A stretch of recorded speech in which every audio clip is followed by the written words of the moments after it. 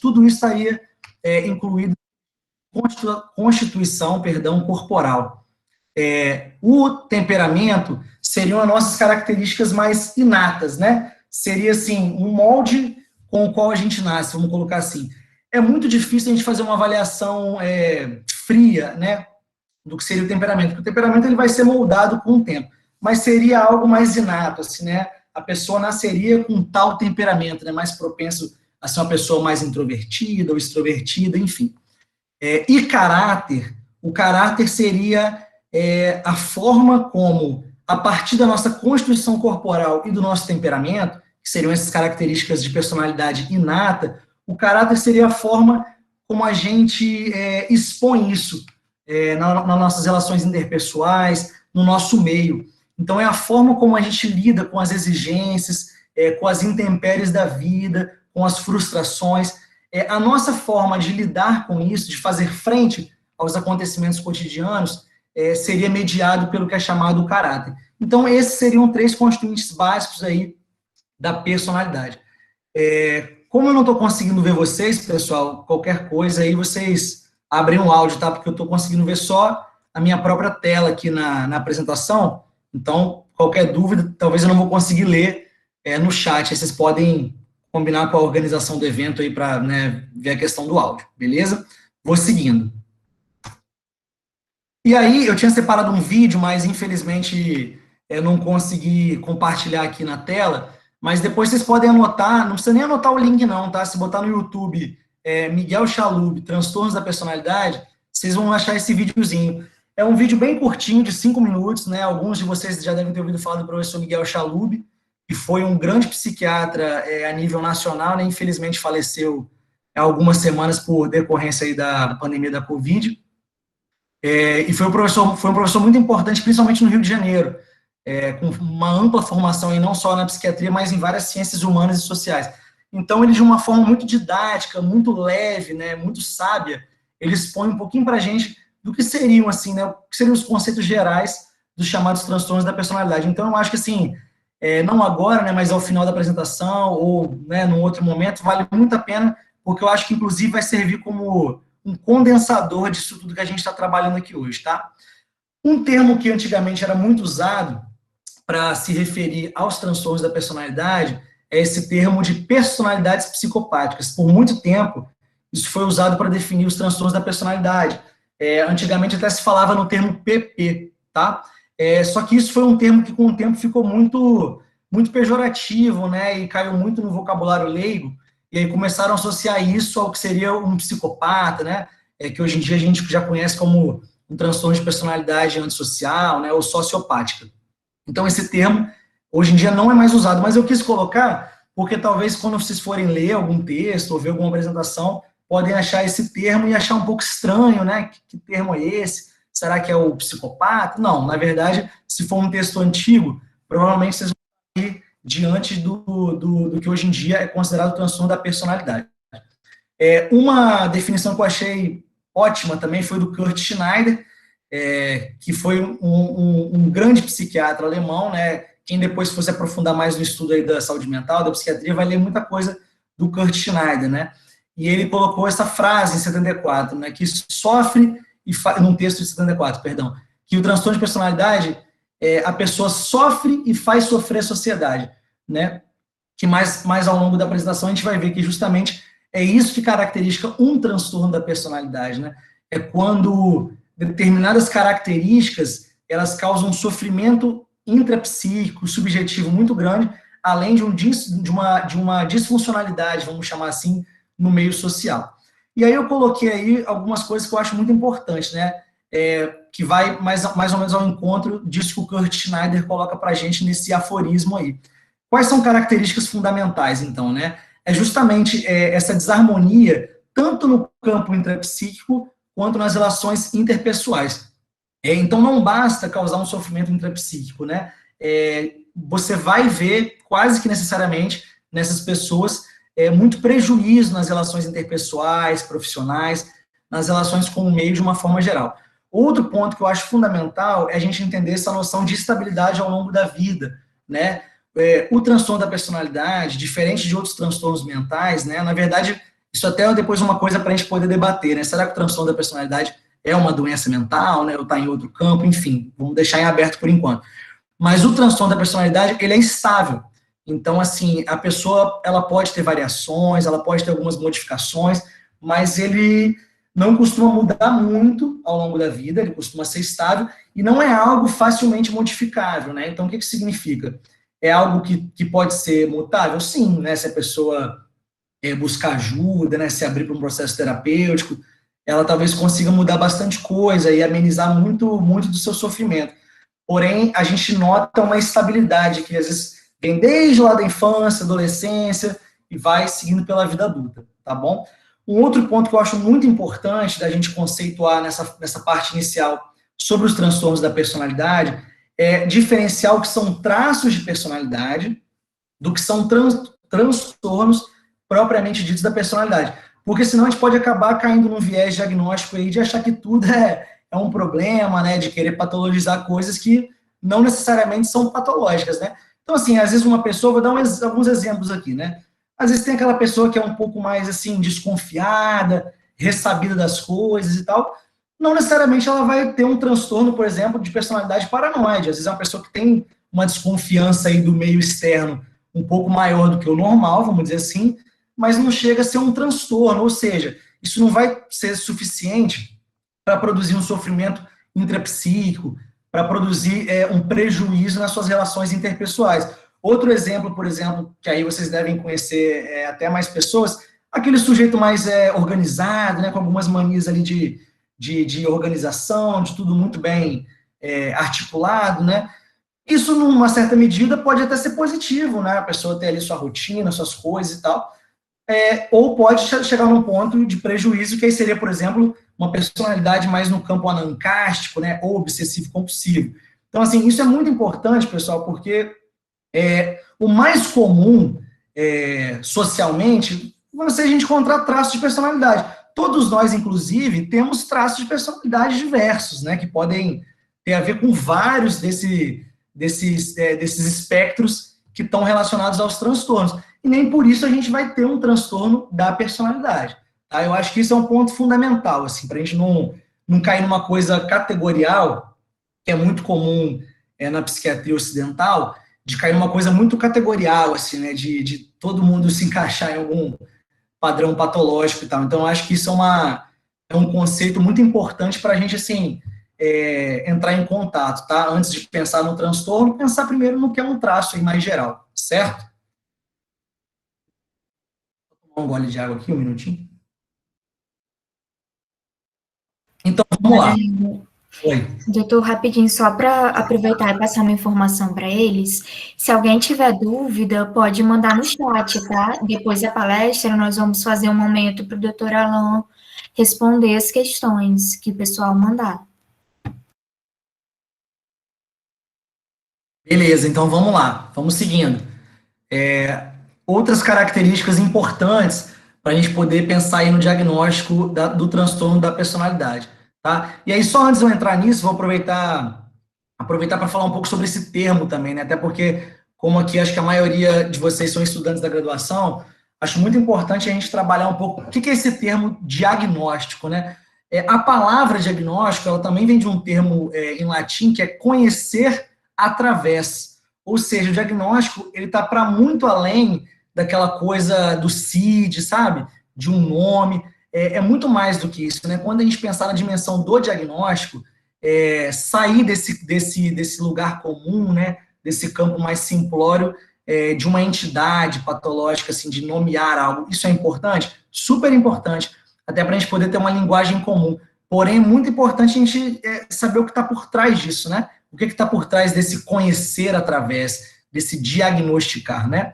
Então, algumas características importantes para a gente pensar nesse diagnóstico dos transtornos da personalidade são esses, né? Alguns eu já até falei, né? Comprometimento em diversas áreas do indivíduo, tanto internamente quanto externamente.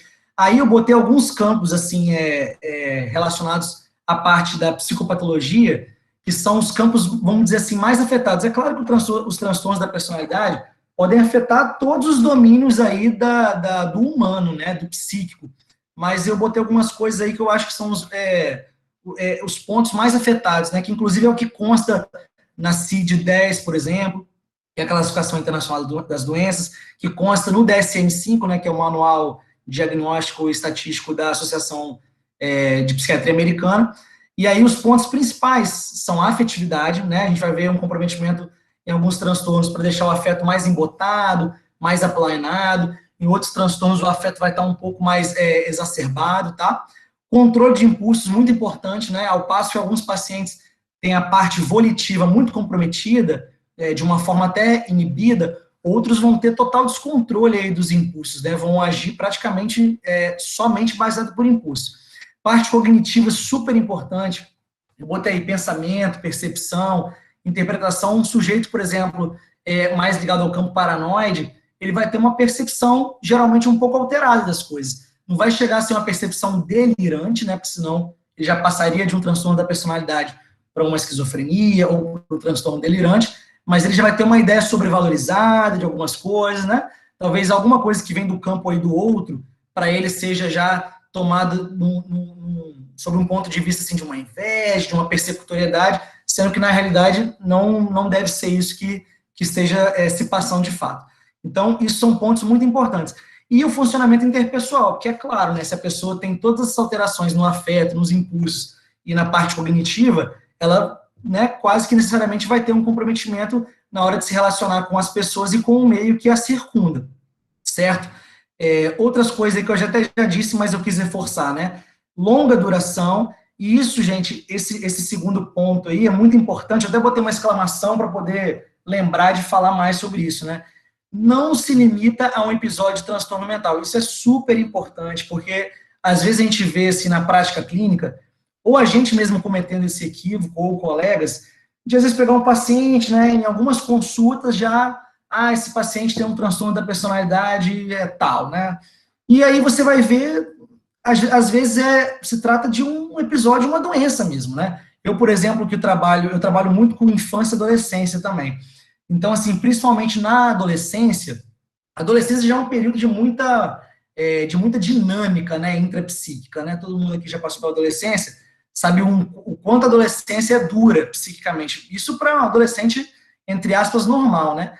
E um adolescente, por exemplo, deprimido, às vezes ele chega para você no consultório e você, se fizer uma avaliação assim muito transversal, você pode achar, por exemplo, que é um adolescente que está caminhando aí para um quadro de transtorno de personalidade borderline, por exemplo.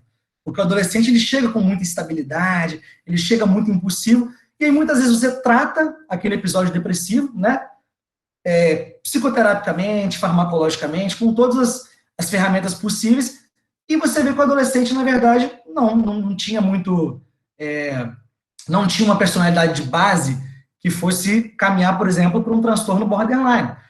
Então, isso é muito importante. Ou, por exemplo, você pega um paciente que está num episódio hipomaníaco, e vai chegar com aquele humor exaltado, com ideias de grandeza, e aí você pode julgar, a princípio, né, parece um narcisista.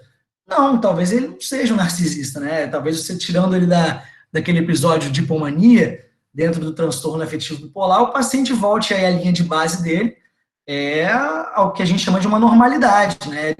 Estaria no estado normal psíquico. Então, assim, isso é super importante, não ter pressa com esse diagnóstico, tá, pessoal? Assim, não vou afirmar que chega a ser um diagnóstico de exclusão, mas, assim, é um diagnóstico que a gente tem que ter muito cuidado, tá? Porque vários episódios ligados a transtornos mentais, eles podem ser muito parecidos com sintomas que estão dentro dos transtornos da personalidade. Por isso a importância de observar o paciente longitudinalmente, observar, assim, a estabilidade dos padrões, das características emocionais ao longo da vida, tá?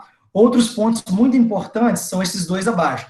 Você não pode atribuir ao uso de substância psicoativa, é claro, né? Às vezes a pessoa fez uso, por exemplo, de cocaína. Cocaína é uma droga que costuma deixar o humor mais exaltado, essa coisa meio grandiosa e tal, um certo taquipsiquismo, então pode confundir um pouco, tá? Ou, por exemplo, relacionar com uma lesão cerebral, tá? Porque a pessoa, às vezes, a depender de uma lesão cerebral que ela teve, ela pode mudar a personalidade dela. Não quer dizer que ela tem um transtorno de personalidade. Aí vai se referir a uma mudança de personalidade decorrente de uma lesão. Vou dar um exemplo.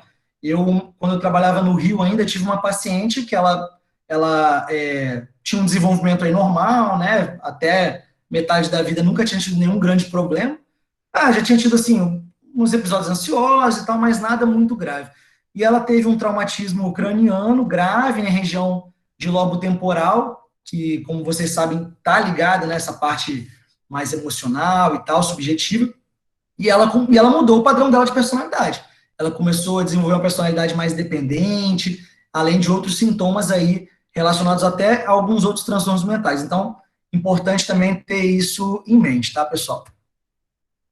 Algumas outras coisas importantes quando a gente pensa nas características diagnósticas, né? Recomendável, botei assim, né? Recomendável guardar o início da vida adulta.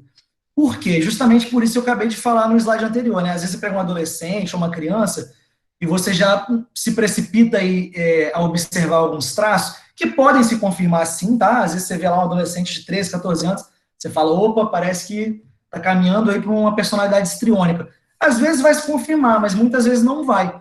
Então é recomendável você aguardar o início da vida adulta para confirmar esse diagnóstico.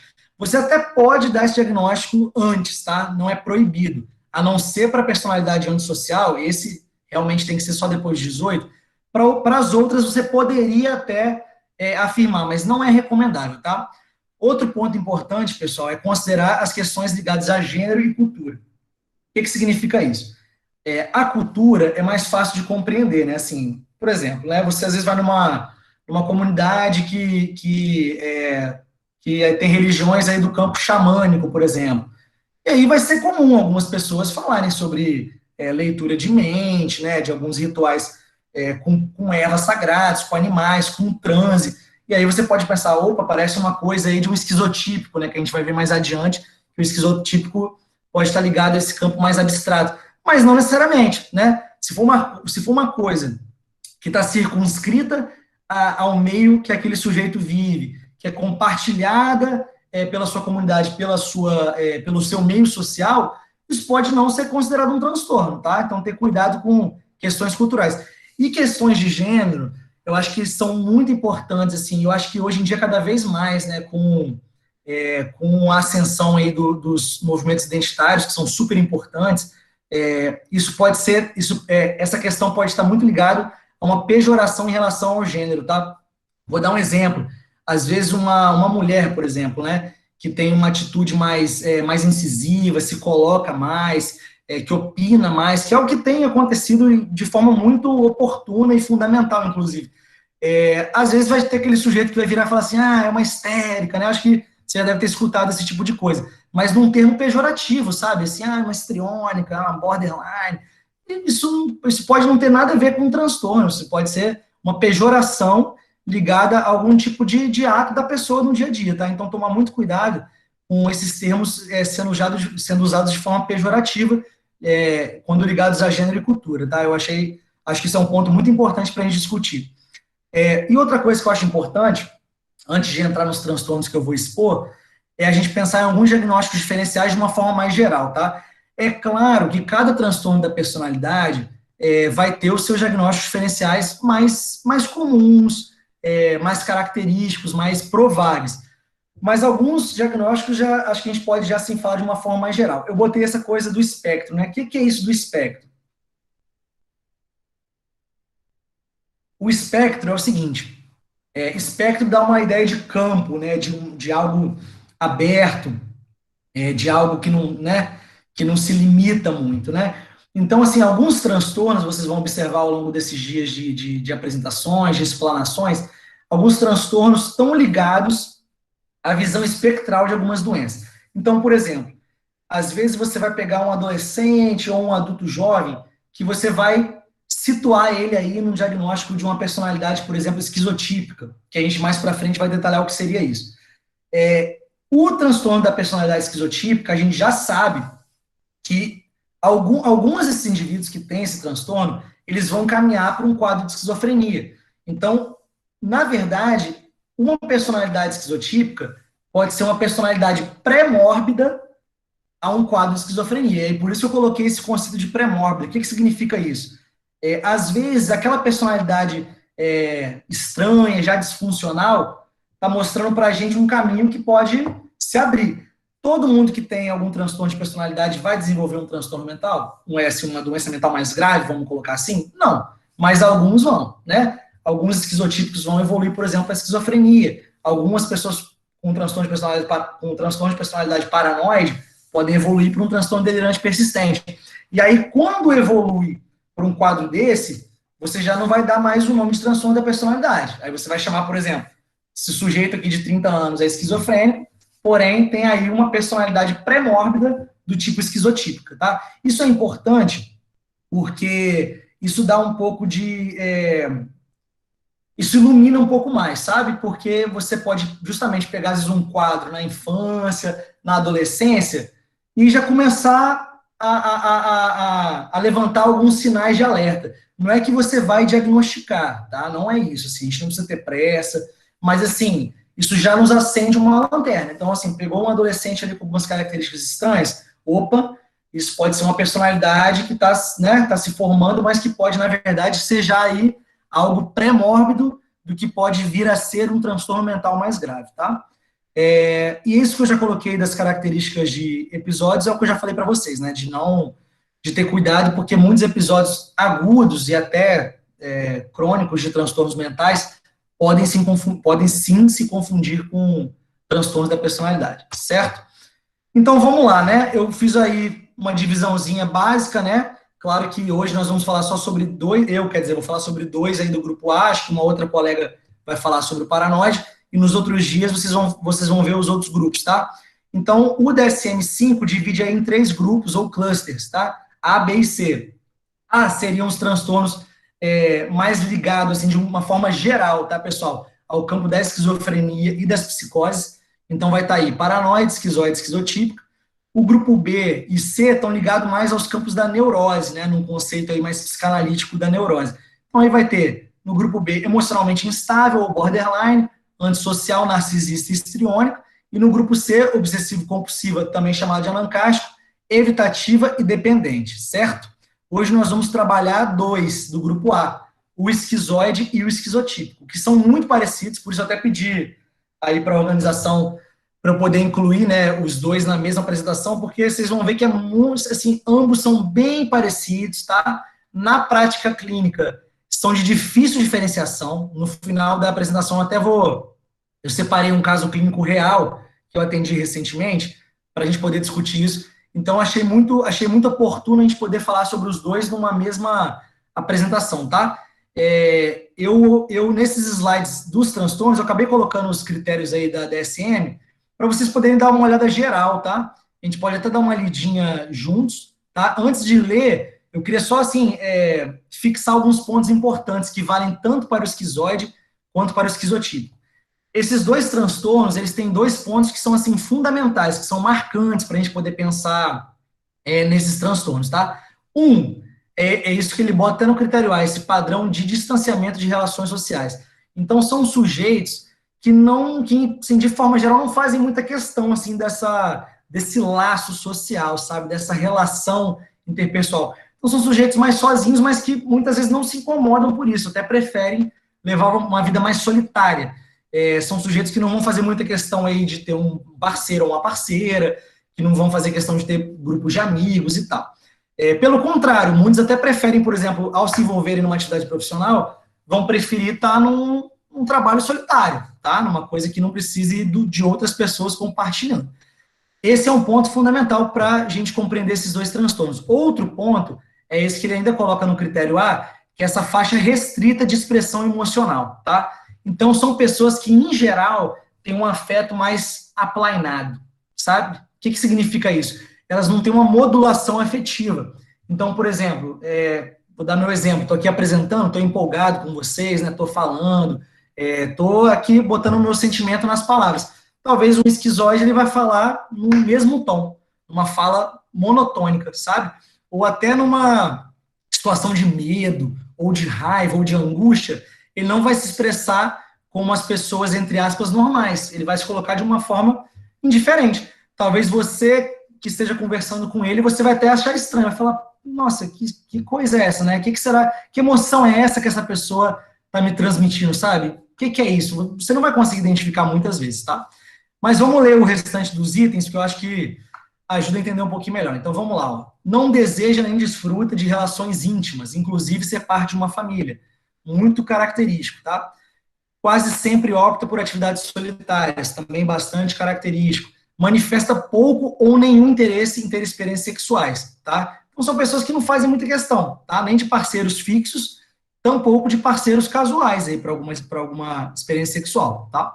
Não tem prazer em muitas atividades, não tem amigos próximos, são indiferentes a elogio, que é isso que eu falei para vocês, eles vai estar numa situação que demandaria aí uma angústia, uma expressão de raiva, de irritabilidade, não vai ter. Vai ser aquele afeto plano, esmaecido, indiferente, tá? Às vezes até embotado. O critério B é muito importante porque reforça aquilo que eu já falei com vocês.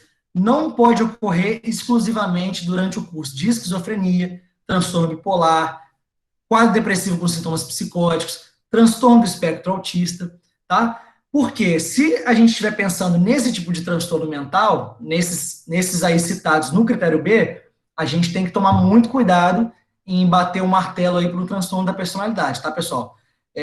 Pode eventualmente haver essa coisa espectral, de evoluir para alguma coisa e tal? Pode. Pode até ter alguma comorbidade? Pode, tá? Mas vamos ter bastante atenção com isso daí. E a nota que o DSM coloca é aquilo que eu já falei para vocês antes também.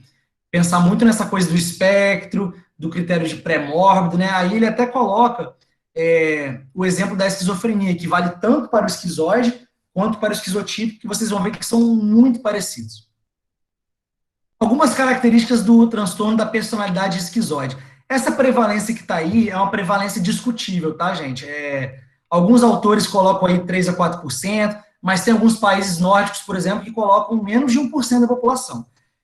Na prática clínica, no contexto clínico, é bem menos que isso que a gente vai ver, tá? Porque são pessoas que muito dificilmente procuram atendimento espontaneamente, tá? Geralmente, quando buscam, são levados por terceiros, ou familiares que já veem aquele adolescente estranho, ou aquele adulto jovem estranho, tá? Ou algum amigo, amiga, parceiro, parceira, que já é mais difícil, geralmente é familiar. Então, assim, num contexto clínico, né, de consultório, hospital, CAPS, ambulatório, a gente dificilmente vai ver isso, tá? Até nós, psiquiatras, raramente vemos esse tipo de transtorno na prática clínica. Como alguns outros, a gente vê com mais frequência, né? Vocês vão ver que, por exemplo, os transtornos do grupo B e C são mais vistos. Não vou dizer que são super frequentes, mas são muito mais frequentes do que os do grupo A, tá? Pode ficar aí, como eu já disse anteriormente, mais aparente na infância, na adolescência. Então, às vezes, aquele adolescente que é mais solitário, que é mais isolado, né? O pai e a mãe já identificam que é um padrão de retraimento social, fica mais no quarto, não esboça muita emoção, tanto faz, tanto fez se está se relacionando, tá? Isso pode confundir muito com autismo, tá? Depois, mais para frente, eu vou até falar um pouquinho sobre a importância do diagnóstico diferencial com o autismo, porque um adolescente autista pode ter essas mesmas características aí, tá? O que vai nos ajudar a diferenciar com o autismo, por exemplo, é a história do neurodesenvolvimento infantil. Então, na verdade, o autista, você vai ver lá já desde, às vezes, 2, 3, 4 aninhos, uma dificuldade aí psicomotora, uma dificuldade na linguagem, no aprendizado, algumas estereotipias motoras e verbais, coisas que a gente não vai ver no esquizoide, tá? Mas, assim, isso é difícil, tá? Eu já tive alguns casos que eu peguei de adolescentes, adultos jovens, que eu demorei bastante tempo para poder discernir aí se era um esquizoide, se era um autista menos comprometido, vamos dizer assim, né? Porque se for um autista muito grave, aí não deixa muita dúvida. Mas se for um autista leve, um autista de mais alto desempenho, ele pode acabar tendo um funcionamento esquizoide, tá?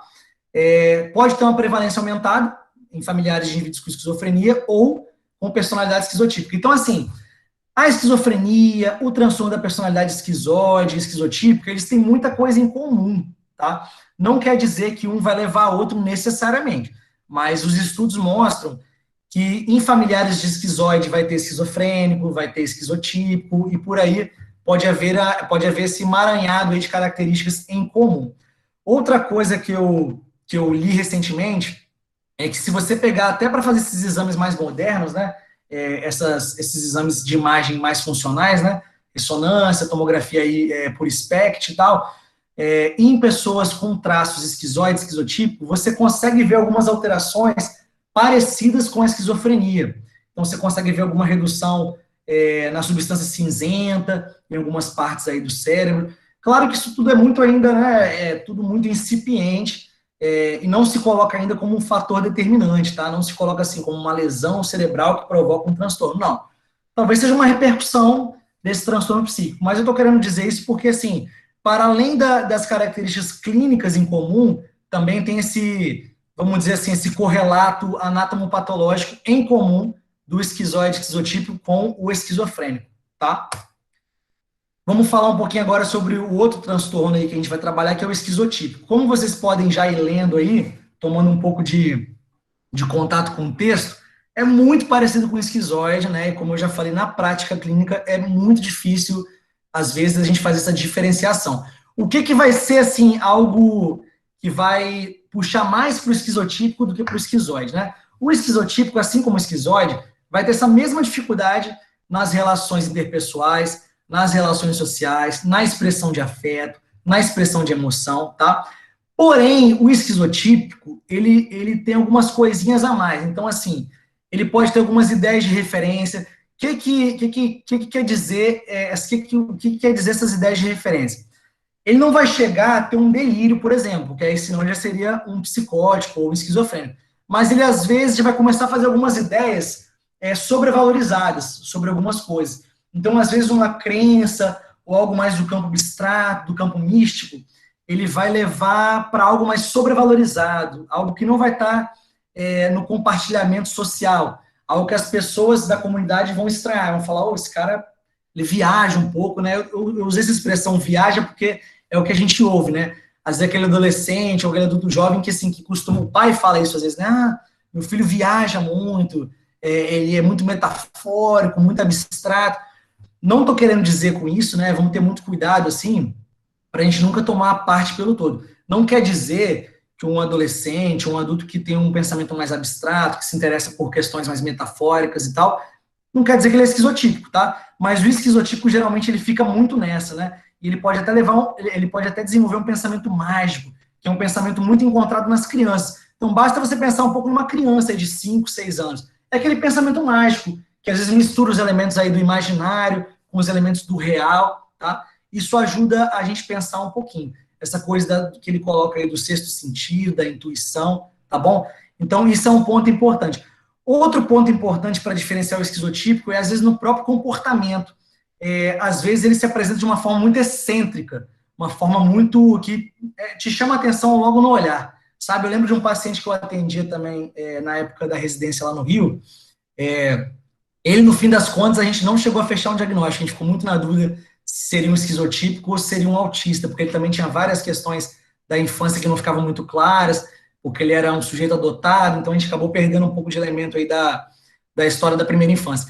Mas ele chegava na consulta cada vez de uma forma muito estranha, sabe? Não era só um gosto peculiar, né? Porque a gente também pode acabar, a gente tem que tomar cuidado para entrar num preconceito, né? Do que é o normal, do que é o excêntrico.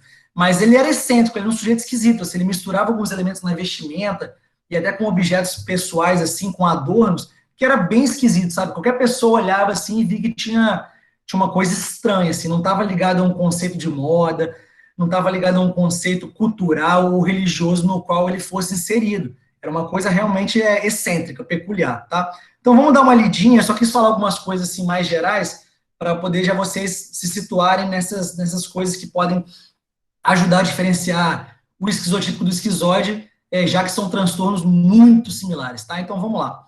Um padrão difuso aí de déficits sociais interpessoais, marcado por desconforto agudo, capacidade reduzida para relacionamentos íntimos, distorções cognitivas ou perceptivas, comportamento excêntrico, surge no início da vida adulta, mas pode surgir já antes, tá, gente? Na adolescência, aí com 15, 16 anos, tá? Pode ter essas ideias de referência, mas que não chegam a formar delírios, ou seja, não tem a convicção, né? O que caracteriza um delírio? É a convicção. O delírio, ele é inamovível. Então, o esquizotípico, ele não chega a ter esse delírio, mas ele já começa a ter umas ideias, ele já começa a ficar na dúvida com coisas que um sujeito, entre aspas, normal não vai ficar na dúvida, tá? Pode ter essas crenças estranhas, pensamento mágico, superstições demais, crenças demais em clarividência, telepatia, tá bom? Experiências perceptivas em comum, incluindo ilusões corporais, pensamento e discurso estranho. Então, às vezes, o paciente vai falar com você, ele perde a linearidade do discurso. Ele está falando uma coisa, de repente, ele já puxou uma metáfora meio sem sentido, já puxou um outro tema que não faz uma linearidade, na verdade, faz uma linha paralela ao pensamento de base dele, tá? Pode ter um pensamento estereotipado, tá bom? Desconfiança, ideação paranoide, afeto inadequado ou constrito. No exemplo clínico que eu vou trazer para vocês daqui a pouco, eu vou falar um pouco sobre isso. É um paciente que falava de coisas muito relevantes sem alteração afetiva, num tom assim, no mesmo tom, sem mudar o tom dele, independente se for uma coisa mais triste, se for uma coisa mais feliz, tá? Comportamento estranho, aparência estranha, que foi esse exemplo que eu dei agora há pouco, ausência de amigos próximos, aí já cai muito nessa coisa parecida com esquizoide, tá? Ansiedade social, então assim, a pessoa não suporta muito estar nesses meios sociais porque se sente muito invadida. Então vai começar a desenvolver de persecutoriedade, tá bom? Ou achar que tudo tem a ver com ele, já começa a fazer essas ideias de autorreferência. E o critério B é o mesmo que vale para o outro, tá? Não pode ocorrer exclusivamente durante o curso de algum desses transtornos mentais aí citados, tá, pessoal? E não botei a nota aqui para não ficar repetitivo, mas essa nota do esquizoide vale também para o esquizotípico, tá? Se for identificado depois um transtorno mental, essa personalidade passa a ser chamada de pré-mórbida. Prevalência aí mais ou menos parecida, mas como eu disse para vocês, vale o mesmo para o esquizoide. Essa prevalência é discutível, ela varia de acordo com pesquisas feitas em países diferentes, tá bom? E no contexto clínico também não é uma coisa comum, tá bom? A gente vê muito pouco mesmo, assim, né? Eu não tenho tanto tempo, assim, de formação, né, de psiquiatra formado, mas já trabalho desde a época da graduação com psiquiatria, né? E, assim, se eu vi 2 ou 3 até hoje, foram muitos. Talvez alguns colegas que estiverem acompanhando aí com mais tempo já tenham visto mais pacientes assim, mas é realmente raro. Então, assim, como qualquer outro transtorno da personalidade, tem um curso relativamente estável. Alguns indivíduos vão desenvolver esquizofrenia com o tempo, né? Num segmento longitudinal, a gente vai ver isso, mas nem todos vão. Não necessariamente o esquizotípico vai virar um psicótico, tá? Uma coisa importante que eu esqueci de falar, que vale tanto para o esquizoide como para o esquizotípico. Tanto o esquizoide, quanto o esquizotípico, eles podem ter reações psicóticas agudas, tá? Mas isso não quer dizer que eles desenvolveram uma esquizofrenia. Eles podem ter reações psicóticas muito agudas e muito transitórias. Às vezes vão durar, assim, um dia, alguns poucos dias, algumas horas, tá? Então, eles podem ter algumas reações psicóticas, podem fazer alguns sintomas psicóticos, mas que vão ser curtos, agudos e transitórios, tá? Podem, a partir daí, caminhar para um quadro de esquizofrenia? Podem, mas não necessariamente, tá, pessoal? Então, isso também é importante. Então, aí pode se manifestar na infância e na adolescência. Adolescente mais isolado, mais solitário, já uma dificuldade no rendimento escolar, porque não consegue estar no meio social muito bem inserido, tá bom?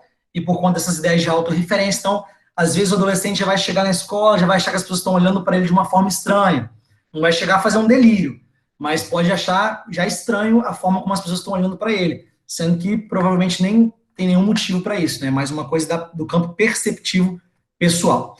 E aí, novamente, coloca essa questão de poder ser familiarmente agregado com relação a esquizofrênicos ou esquizoides, tá bom? Diagnósticos diferenciais de ambos estes transtornos, tá? Transtornos psicóticos. Muito importante, principalmente no caso da esquizofrenia e do autismo. Vou falar um pouquinho primeiro da esquizofrenia. Um paciente esquizofrênico, depois de um primeiro surto, por exemplo, ele pode ter uma remissão dos sintomas ali que a gente chama de sintomas positivos, né, delírios, alucinações, e pode evoluir para um quadro, às vezes logo assim em seguida, mas não necessariamente, para um quadro de sintomas mais negativos. Então, assim, ele sai daquele quadro de delírios e alucinações, mas vai para um quadro de isolamento social, vai para um quadro de retraimento ou até um embotamento afetivo. E aí, se você pega esse sujeito neste momento da doença, você pode achar que ele é um esquizoide, por exemplo, que o funcionamento dele vai estar muito parecido com o que a gente acabou de ler aí, numa pessoa que tem transtorno da personalidade esquizoide. Então, muito importante conhecer a história da pessoa, né? Colher uma boa história clínica. A anamnese psiquiátrica, ela não precisa ser fechada numa única consulta, ela pode levar, às vezes, 2, 3, 4 consultas para a gente fazer um fechamento mesmo, né, para completar aquela anamnese. Então, muito cuidado com isso, tá, gente? E o transtorno do espectro autista eu acho muito importante, porque, assim, antigamente, não se falava muito de autismo. O autismo é um conceito muito novo na psiquiatria, tá? Muito novo mesmo. Então, muitos desses autores que descreveram a personalidade esquizoide, ou que até antigamente se chamava de esquizoidia, tem 2 autores, né, muito importantes para a psiquiatria. Um é o Eugen Bleuler, né, que quem for depois se aprofundar vai estudar muito, e o Evgeny Minkovsky, que eles propuseram esse termo esquizoidia, né, cada um de uma forma diferente. Ou seja, eles já falavam sobre o que era a esquizoidia na época deles, aí século XIX e tal.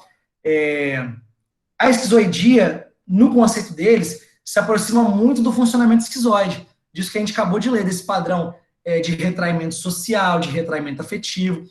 Então, muito provavelmente, tá? Isso é uma especulação, uma hipótese, muito provavelmente, sujeitos que eram autistas lá no passado, que não se sabia muito bem, que não se falava sobre autismo, talvez muitos foram considerados esquizoides, ou portadores da tal esquizoidia.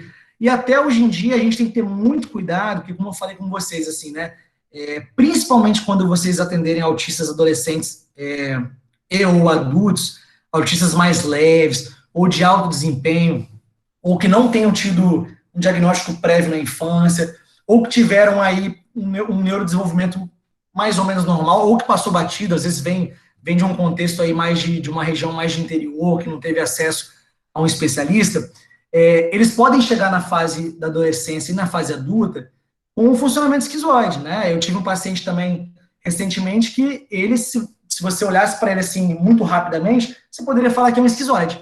Era um adulto de uns 40 e poucos anos, tinha um funcionamento bem esquizoide, mas aí você fazia aquela história, você pegava todas as características clínicas da história de vida, você via que na verdade ele era um autista. Só que era um autista leve, que conseguiu trabalhar, conseguiu fazer as coisas dele ao longo da vida, né, conseguiu ter uma funcionalidade boa, mas que tinha um funcionamento social efetivo, entre aspas, esquizoide, tá bom?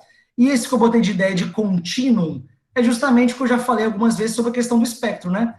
O que seria o contínuo? Contínuo seria isso. Então, assim, o sujeito é esquizotípico, pode ser que isso seja já um contínuo do que vai desembocar numa esquizofrenia, tá? Então, esses são 3 pontos muito importantes para a gente pensar nos diagnósticos diferenciais desses 2 transtornos especificamente, tá? Esquizoide e esquizotípico. Em relação ao tratamento, pessoal, não existe tratamento específico, tá? Nem farmacológico e nem psicoterápico, tá? Como eu disse, esses transtornos não são comuns de aparecerem em contextos clínicos. Geralmente, quando aparecem trazidos por familiares, por alguém próximo que nota algum estranhamento, alguma coisa diferente dos outros filhos, por exemplo, dos outros irmãos. Então, assim, quando que a gente vai usar um fármaco, por exemplo? Quando tiver que tratar algum sintoma ou comorbidade. Então, assim, o sujeito é esquizoide ou esquizotípico. Vamos pegar um exemplo assim, né? O sujeito é esquizoide, por exemplo, está com dificuldade para dormir, por exemplo. Ou essa questão da solidão chega a trazer tanta angústia para ele que ele faz um sintoma mais do campo depressivo, talvez. Aí a gente pode até tentar algum fármaco para aliviar, mas o fármaco não vai tratar o transtorno da personalidade. Ele vai tratar o sintoma, vai tratar o quadro de humor, por exemplo, que está associado, tá? O que mais pode trazer benefício para essas pessoas é um tratamento em psicoterapia, que aí pode seguir várias linhas diferentes, várias abordagens diferentes de psicoterapia. Mas se for um paciente que se permite aí um trabalho psicoterápico, o psicoterapeuta pode trabalhar muito no sentido de fortalecer esse eu interno do sujeito que está um pouco fragmentado, né? Um pouco dividido, que coloca ele nessa dificuldade de compreender os limites, os contornos dele em relação ao meio, em relação ao mundo. Porque isso é um ponto fundamental para a gente compreender o funcionamento intrapsíquico desses sujeitos esquizoides ou esquizotípicos, né? Eles têm essa dificuldade no limite do contorno do eu, né, do eu interior, intrapsíquico, para o meio externo, para o meio interpessoal. Por isso que muitas vezes eles fazem mecanismos de defesa, e aí quando eu falo isso, são mecanismos inconscientes de defesa, por isso que muitas vezes eles fazem mecanismos de defesa paranoides, né, de desconfiança, de ideias de autorreferência, de achar que estão sendo perseguidos, ou de que algo que leram, alguma imagem que viram tem a ver com eles próprios. Por isso que eles têm tanta dificuldade com o relacionamento interpessoal, porque é como se eles estivessem em constante ameaça. Mas é claro que isso está no campo do inconsciente, tá, pessoal? Estou falando bem, de uma forma bem assim, bem superficial, tá? Depois, quem quiser se aprofundar um pouquinho mais na concepção assim, psicodinâmica ou psicoanalítica desses transtornos, eu posso até recomendar algumas bibliografias, tá? Trouxe um exemplo clínico para a gente poder, antes de finalizar e abrir para os debates e para as dúvidas, eu trouxe um fragmento clínico que eu acho que ajuda a ilustrar um pouquinho, tá, gente? Esse nome, evidentemente, é um nome fictício que eu botei, tá? Esse paciente é um paciente que eu já havia atendido no ano passado em 2 consultas ambulatoriais, numa clínica que eu trabalhava, que era uma clínica ambulatorial, tá? Acabei não fazendo segmento, porque ele é um paciente que não dava segmento, né? Ele não procurou o serviço, né? O pai que levou e tal. Então, acabei vendo ele 2 vezes ano passado, em ambulatório, já tinha... esse caso já tinha me suscitado algumas questões relativas a esses transtornos que a gente está trabalhando, e esse ano eu pude atendê-lo numa emergência psiquiátrica que eu trabalho, e eu até internei ele nessa circunstância. Vamos ler um pouquinho primeiro, e depois eu vou comentar um pouco sobre esse caso, tá? Então vamos lá, eu fiz bem fragmentado, porque se botasse a história completa ia ser muito longo. Então eu fiz só um fragmento clínico, tá? Então vamos lá, o Paulo, 20 anos, né, estudante, sexo masculino. O Paulo, quando veio para mim, ele estava morando sozinho, né, ele tinha tido algumas questões lá com a família dele, e estava morando sozinho. Nesse caso ele procurou com o pai, mas ele que pediu, ele procurou emergência porque ele falou bem assim para mim, não estou conseguindo ficar em casa bem sozinho, né? E aí eu perguntei para ele, como é que é isso, Paulo? O que está acontecendo? Ele falou que não estava, né, tendo vontade de fazer muita coisa, que a maior parte do tempo ele só queria cuidar da gata e construir itens de sobrevivência pessoal. Isso me chamou muita atenção, porque no início da fala dele, poderia até parecer talvez um episódio depressivo, e assim, não digo que talvez não houvesse sintomas depressivos, tá, gente? Mas assim, me chamou muita atenção esse construir itens de sobrevivência pessoal. Aí eu indaguei ele, falei, como assim, né? Isso me chamou muita atenção, achei muito estranho essa fala. Do nada ele soltou isso. E aí ele exemplificou bem assim. Ele falou vários exemplos, mas eu botei um aí que, né, tá com as palavras dele entre aspas. Um rojão que funcione como um alarme. E aí ele começou a me explicou assim uma coisa muito estranha, sabe? Que pra gente que tá ouvindo, eu acho que isso é um ponto importante, assim. Esses pacientes, eles causam estranhamento. A gente tem dificuldade de fazer um laço empático, de ter uma empatia, né, de ter um rapport com esse paciente, né? A gente tem dificuldade de aprender o que ele está querendo dizer para a gente, porque é estranho. Então ele explicou assim, um rojão que funciona como um alarme, assim, um rapaz de 20 anos, aí começou a desenvolver o pensamento em cima disso, você via que era um pensamento mágico, não chegava a ter uma desagregação do pensamento, ou de ter um delírio, por exemplo, né, que aí já seria um quadro esquizofrênico, mas tinha essas coisinhas estranhas. E aí ele falou comigo, ele tinha uma certa crítica de morbidade, e aí ele falou bem assim, que ele sentia quebras da realidade, né, ele falou para mim que criava cenários, viajava, né, vou para longe, ele falava viagem, então assim, ele ficava muito nessa coisa da fantasia, do pensamento mágico, tá? Aí o pai trouxe esse outro elemento, meu filho filosofa demais, fala coisas sem sentido. Aí eu perguntei, mas coisa sem sentido é o quê? Né, se sente perseguido, faz alguma associação delirante, né? Claro que eu não perguntei dessa forma, né? Perguntei de uma forma muito mais informal. E aí o pai falou que não, assim, não tinha nada assim delirante de fato, sabe? Não tinha alguma coisa, uma ideia de autorreferência delirante, uma ideia paranoide, mas tinha essas ideias, que é aquilo que eu falei para vocês, lembra da linearidade? O paciente que perde um pouco a linearidade, né? É o que a gente chama de uma discreta frouxidão das associações ou dos nexos associativos. Que no caso de um transtorno psicótico, por exemplo, na esquizofrenia, você vai ver uma frouxidão maior. Às vezes uma quebra disso, né? Uma dissociação do pensamento, uma desagregação, um descarrilhamento. Nesse caso do Paulo, não chegava para tanto, mas já tinha aí uma certa frouxidão das associações, tá? E aí uma outra coisa que me chamou a atenção é que ele tinha uma tatuagem bem grande no pescoço, que era uma cruz. Ele não tinha outras tatuagens no corpo, né? Não que uma pessoa que tem tatuagem no pescoço tem que ter nos outros locais do corpo. Mas, geralmente, quando a pessoa tem tatuagem no pescoço, ela já fez em outros locais. Pelo menos é o que eu vejo mais no dia a dia. E eu perguntei para ele, assim, né, se ele era religioso, qual era o significado daquilo. E ele falou bem assim para mim, é para lembrar que o sentido da vida é a morte. Só que ele falou isso, assim, sem mudar o tom de voz, sabe? Olhando para mim de uma forma vaga, de uma forma indiferente. E aí começou a tergiversar em cima dessa frase de uma forma estranha, sabe? Que você vê que perde um pouco a linearidade das associações do fluxo de pensamento. E aí eu botei alguns termos aí psicopatológicos, né? Essa coisa do afeto aplainado, não tem modulação afetiva, o olhar vago, tá? Essa coisa do olhar vago, gente, é muito importante, assim, quando a gente pensar em transtorno psicótico, de fato, né? Esquizofrenia e tal, e quando a gente pensar também em pacientes esquizotípicos, esquizóides, ou em pacientes que estejam abrindo um quadro psicótico. É muito comum essa coisa do olhar vago. É aquele olhar que quando você olha, ele não faz ligação, sabe? Você não faz uma ligação. É um olhar que te atravessa. A sensação que a gente tem é essa, tá? E uma outra coisa muito interessante que esse paciente falou é que as pessoas têm dificuldade em compreender o seu modo de raciocinar. Olha que coisa interessante. Então, assim, ele mesmo considera que quando ele está explicando algo, as pessoas têm dificuldade de compreender. Por quê? Porque ele não tem a mesma linearidade de pensamento que a gente tem. Que, assim, pessoas, entre aspas, normais, vamos chamar assim, né? E ele tinha uma crítica em relação a isso, sabe? Inclusive, ele falou assim, me considero fora do padrão. E ele, uma vez, não nessa vez ele foi até com uma vestimenta adequada, vamos chamar assim, né?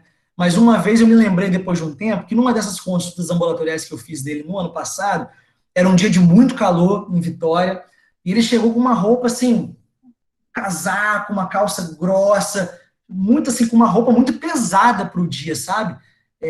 Que com certeza a maioria das outras pessoas sentiram muito calor, assim, eu posso afirmar, porque era uma roupa muito estranha, assim, para o momento, para o contexto climático ali que a gente estava, tá?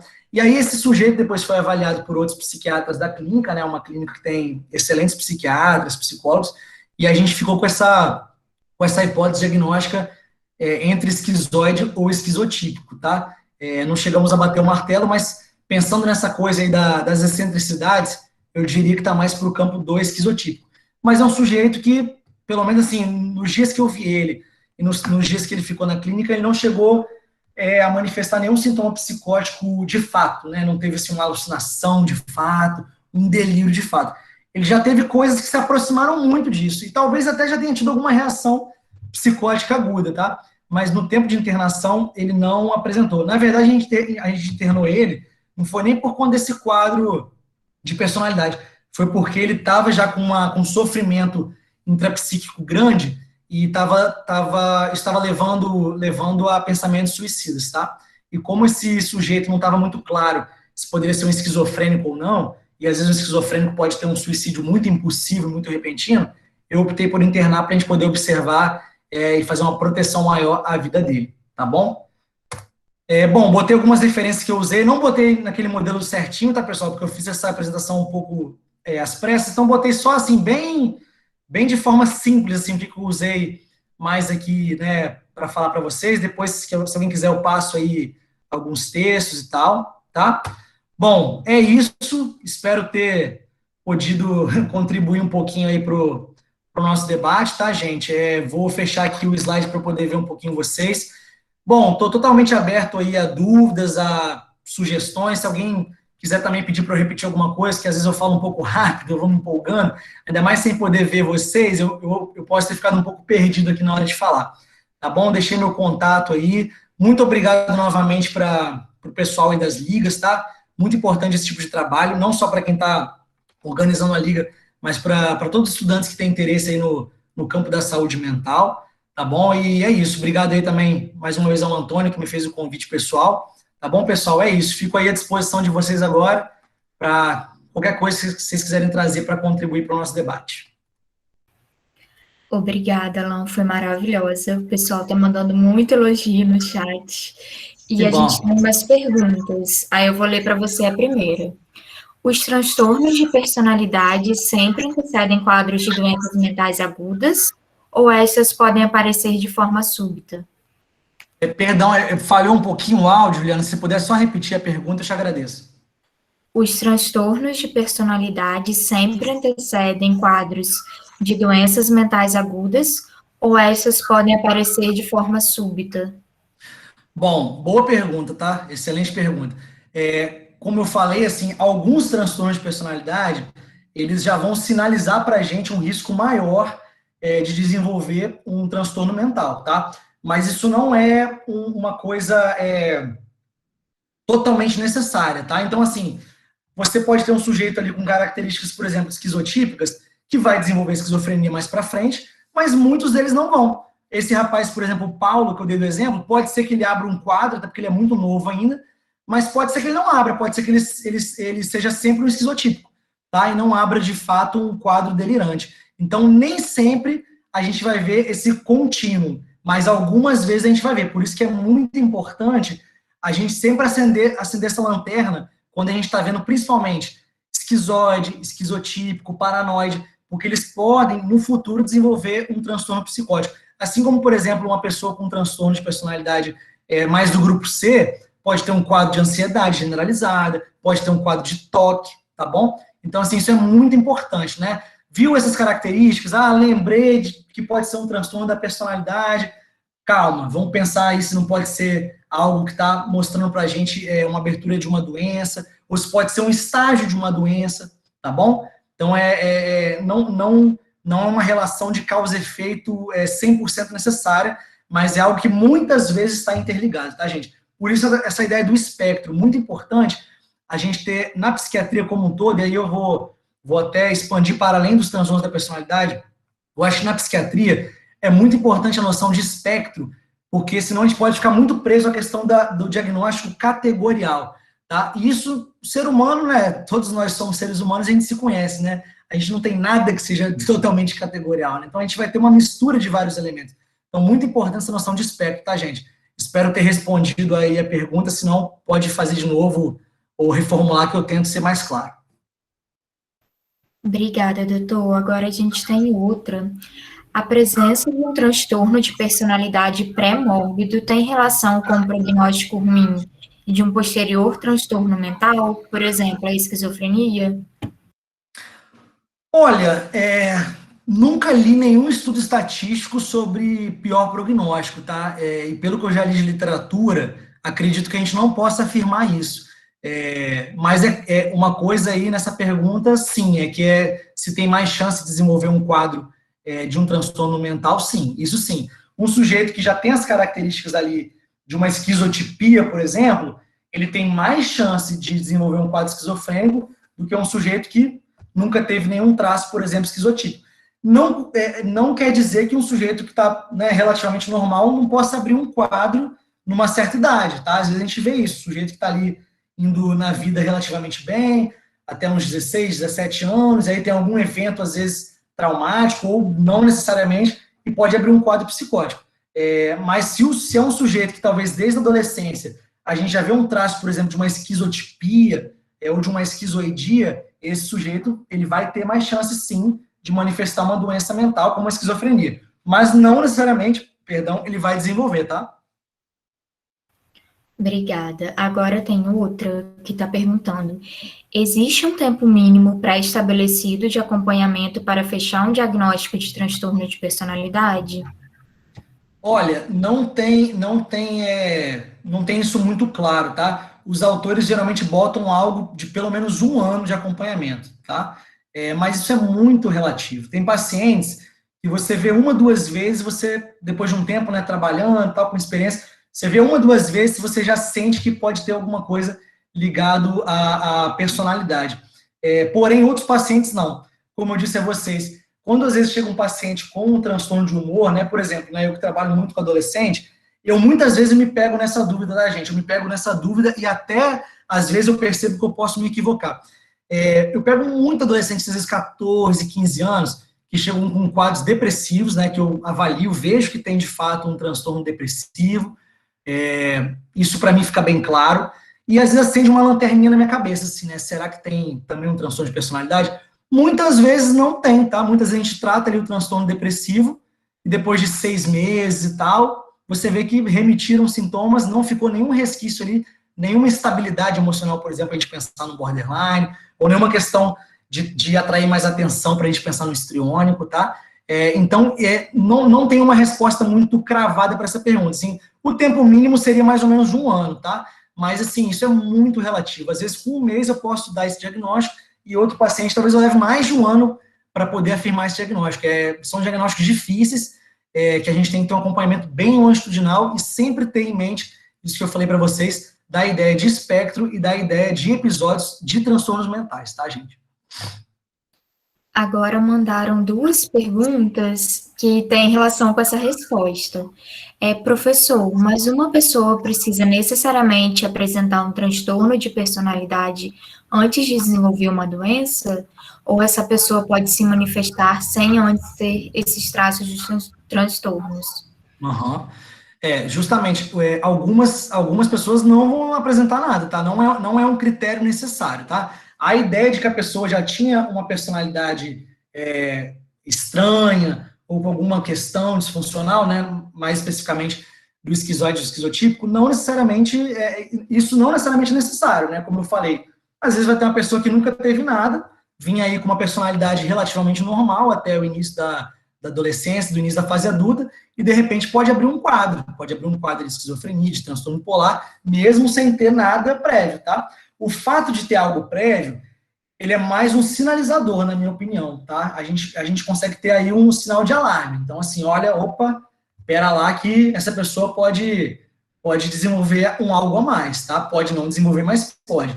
Mas outras pessoas que nunca tiveram nada de transtorno de personalidade podem também desenvolver, tá? Às vezes a gente pega, muitas vezes a gente vai pegar quadros de pessoas, às vezes que os pais falam, não, meu filho, lembrei agora um exemplo agora de um paciente que estava internado numa instituição que eu trabalho, o pai dele falou para mim, não, meu filho vinha super bem, só estava saindo comigo para surfar e tudo mais. De repente, ele começou um quadro de isolamento social, de retraimento afetivo, mas assim, não era uma coisa da personalidade dele, foi uma coisa que começou agudamente, e com o passar dos meses, isso começou a se desenrolar em delírio, em alucinação, e a gente viu que, na verdade, era uma esquizofrenia.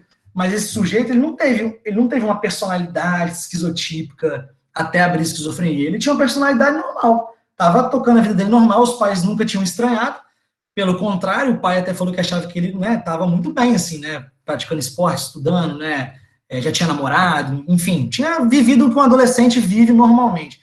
E abriu um quadro esquizofrênico. Então, não é um critério necessário, mas, repetindo, chama atenção. Então, se vocês verem alguém já com essas coisas meio estranhas, na infância, na adolescência, não vai bater o martelo, mas vai pensar, poxa, será que é um esquizoide? Será que é um esquizotipo? Será que é um autista, por exemplo? Na infância, pensar em autismo. Muito antes de pensar em esquizoide, esquizotipo, pensar em autista, tá? Muito antes, muito antes.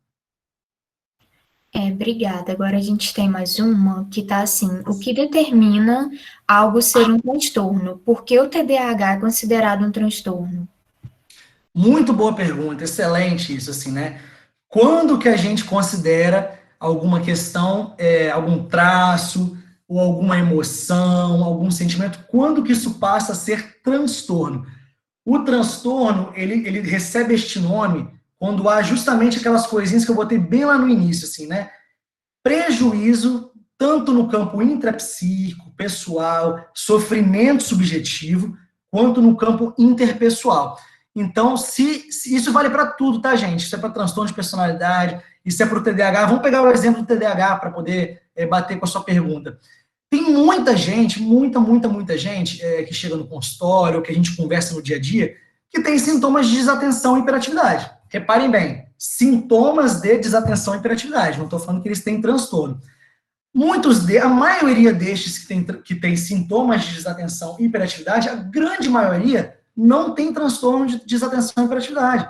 Muita gente, por exemplo, quando está num quadro de ansiedade ou num quadro depressivo, quase 90% de quem está assim, com muita ansiedade ou muito depressivo vai afetar a parte da psicomotricidade, né, que estaria ligado à questão da hiperatividade, e vai afetar a parte da atenção. Então, assim, as pessoas, quando estão muito ansiosas, muito depressivas, não conseguem memorizar as coisas direito, não conseguem sustentar a atenção por muito tempo. Então, assim, se você pegar e fizer uma análise transversal, né, fazer um recorte ali, naquele momento, você pode acabar falando, essa pessoa tem TDAH. Pode falar. Mas será que tem mesmo o TDAH, o transtorno de desatenção e hiperatividade? Ou será que essa pessoa tem sintomas de desatenção, sintomas de hiperatividade que podem, na verdade, estar refletindo uma outra doença, ou até um próprio estado emocional, às vezes a pessoa não está com um transtorno ansioso. Ela está um pouco mais ansiosa, está numa semana difícil, está fazendo um monte de prova, por exemplo, vocês aí no contexto de faculdade, né, tá aí no internato, fazer uma prova prática, aquela tensão, e aí pode ser que você tenha dificuldade de sentar um dia para estudar, sentar o outro dia estudar. Será que você tem TDAH ou será que você está num momento mais de ansiedade, de angústia, de medo, de insegurança? Isso te leva para ter sintomas de desatenção. Então, assim, a ideia de transtorno, ela tem que levar em consideração o sofrimento intrapsíquico e tem que levar em consideração o prejuízo nas relações interpessoais. E isso tem que levar um tempo. Assim como os transtornos da personalidade mostram essa estabilidade, até nas próprias doenças mentais, a gente vê um tempo de duração. É claro que numa doença mental aguda, a gente não precisa esperar um ano, né, para bater o martelo no diagnóstico, né? Um episódio depressivo você vê com semanas, meses, mas é importante analisar a pessoa num tempo lógico aí para as coisas, né?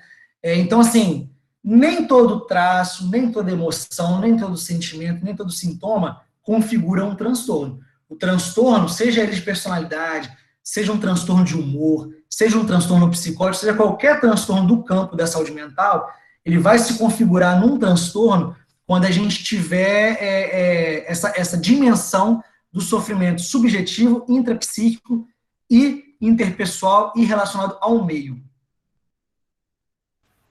Obrigada, doutora, ficou muito claro. Aí uma pessoa perguntou também, e no caso, o que seria um transtorno bom relacionado aos outros transtornos? Aí botou bom entre aspas, né? Porque. Olha, se a gente partir do pressuposto desse conceito básico que eu fiz sobre os transtornos, eu acho que transtorno nunca é bom, senão não levaria esse nome, né? Talvez o que a pessoa tenha perguntado é assim, quais características boas, né? Eu acho que ela perguntou em relação ao TDAH especificamente, se ele é bom comparado aos outros transtornos. Olha, é difícil responder isso, porque eu acho que não dá para a gente comparar. Eu acho que, assim, cada transtorno é um transtorno e cada indivíduo que possui um transtorno é um indivíduo que possui um transtorno. Então, essa pergunta eu não consigo te responder. Agora, assim, não sei se tem muito a ver, mas aproveitando essa ponte da sua pergunta, podem haver algumas características da pessoa que ela considera boa e que não incomodam nem a ela e nem ao meio social. Por exemplo, vamos pegar uma pessoa que é mais organizadinha, mas que não é uma organização extrema, patológica. A pessoa pode ter ali um nível de organização que seja muito bom para ela, que ela consiga dar conta das atividades dela, ou seja, talvez tenha um tracinho ali mais obsessivo, mas que não chega a configurar em algo que traga sofrimento intrapsíquico ou relacionado ao seu meio. Então, isso não vai configurar um transtorno, isso pode ser algo bom. Mas, assim, transtorno bom, eu acho difícil, porque quando leva o nome de transtorno, o próprio nome diz, né, algo que transtorna, né? Ou seja, faz a gente girar em volta, né? Transtornar, girar em torno de. Então, é sinal de que a gente está às voltas com alguma coisa. E quando a gente está às voltas com alguma coisa, eu acho que nem sempre é muito bom, né? Agora a gente tem outra pergunta. Já estamos quase acabando, tá, doutor?